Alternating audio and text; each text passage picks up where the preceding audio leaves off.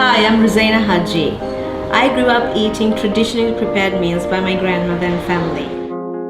In my travels to many destinations, I enjoyed various cuisines with exotic flavors, which has definitely left a mark in my cooking.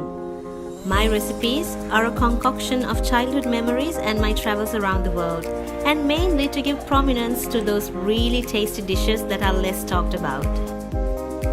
This is the minority taste.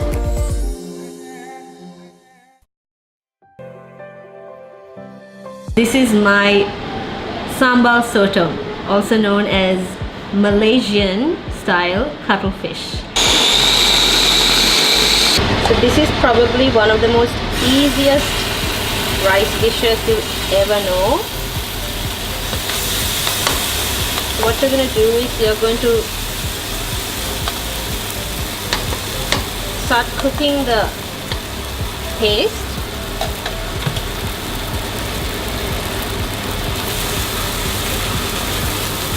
And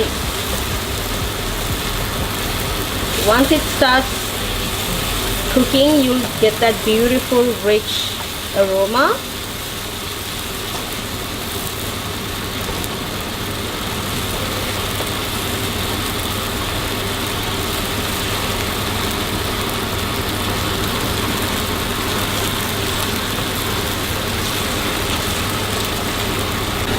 Add your salt.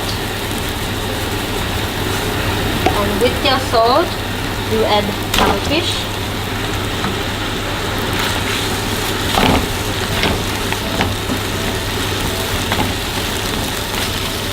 And mix the sauce in. Now, cuttlefish is the same. You have to just wait until the color changes and you're done. Just try not to overcook them. That's when it gets rubbery. So once the color changes and once it becomes a little stiffer and harder, you're done. So as you can see, it has got stiffer and harder and the colors change. Into that you put just a little bit of fresh ginger sliced. I'm using Indian ginger because Malaysians use a lot of Indian cuisine and a lot of Indian heritage in their cooking. Not the Chinese ginger because Chinese ginger is sweet. Our sauce is a little bit sweet, so give it a strong punch. You use the Indian ginger. Spring onions.